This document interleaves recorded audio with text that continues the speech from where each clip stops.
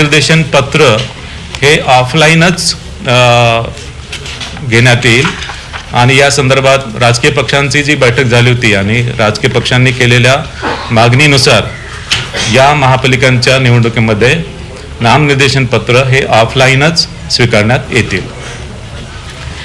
जात वैधता पडताळणी संदर्भात राखीव जागावर ज्यांना निवडणूक लढवायची आहे त्यांना जात प्रमाणपत्र व जात वैधता प्रमाणपत्र त्यांना सादर करणे आवश्यक आहे.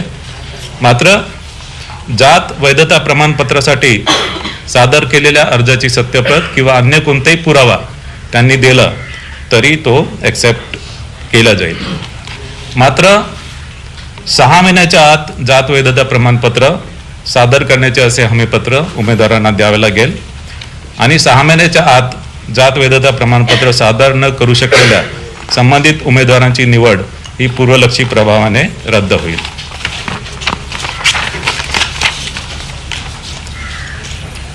या निवडणुकीमध्ये एकूण मतदार हे 3,48,78,017 असणार आहे.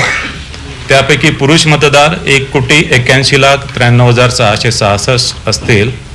स्त्री मतदार 1,66,79,755 असतील आणि इतर मतदार 4,590 असतील. या निवडणुकीमध्ये 39,147 इतके मतदान केंद्र निश्चित करण्यात आलेले आहे. ही निवडणूक इलेक्ट्रॉनिक वोटिंग मशीनच्या माध्यमाने घेतली जाईल आणि त्यासाठी कंट्रोल युनिट 43,958 असतील. बॅलेट युनिट 87,916 असतील. बृहन्मुंबई महानगरपालिकेसाठी मतदान केंद्र एकूण 10,111 मतदान केंद्रे निश्चित करण्यात आलेली आहेत. यामध्ये बृहन्मुंबई महानगरपालिकेसाठी कंट्रोल युनिट 11,349 असतील. बॅलेट युनिट 22,698 असतील.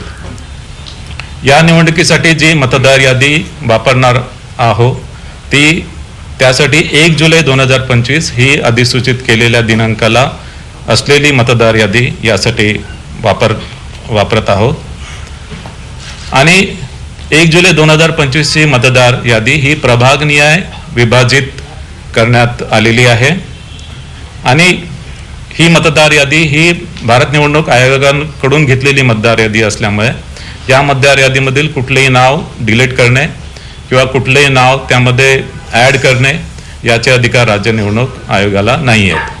मात्र चुकीने एका प्रभागामधील मतदार दुसऱ्या प्रभागामध्ये जर गेले असतील ते बदल करण्याचे अधिकार आहे.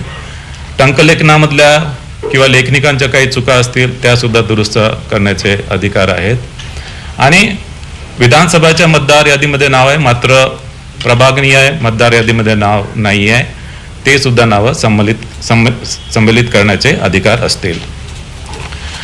या निवडणुकीसाठी मतदार यादीमधील संभाव्य दुबार मतदारांची ओळख केलेली आहे आणि संभाव्य दुबार मतदार यांच्या नावासमोर डबल स्टार असं त्यावर मार्क करण्यात आलेलं आहे आणि संभाव्य दुबार मतदारांच्या संदर्भात जी प्रक्रिया आहे की संभाव्य दुबार मतदारांमध्ये महापालिका आयुक्तांच्या मार्फत संभाव्य दुबार मतदारांच्या घरी जाऊन सर्वेक्षण केलेले आहे आणि त्यामध्ये दुबार मतदारांना विचारून तो कुठल्या मतदान केंद्रावर मत देईल या संदर्भात त्याच्याकडून लिहून घेण्यात आलेलं आहे आणि त्या मतदान केंद्राच्या व्यतिरिक्त इतर कोणत्याही मतदान केंद्रावर त्याला मतदान करू दिलं जाणार नाही. काही मतदार या मोहिमेला ज्यांनी रिस्पॉन्स दिलेला नाही त्यांना ते जर मतदान केंद्रावर मतदान करण्यासाठी आले आणि त्यांचं संभाव्य दुबार मतदार म्हणून नोंद आहे तर त्यांच्याकडून हमीपत्र स्वीकारलं जाईल आणि त्याची ओळख पटवली जाईल आणि ओळख पटवल्यानंतरच त्याला मतदान करता येईल. संभाव्य दुबार मतदार जे आहेत ते काही महानगरपालिकेमध्ये मोठ्या प्रमाणात आयडेंटिफाय झालेत. उदाहरणार्थ बृहन्मुंबई महानगरपालिकेमध्ये साधारणतः 11 लाखाच्या जवळपास संभाव्य दुबार मतदार होते.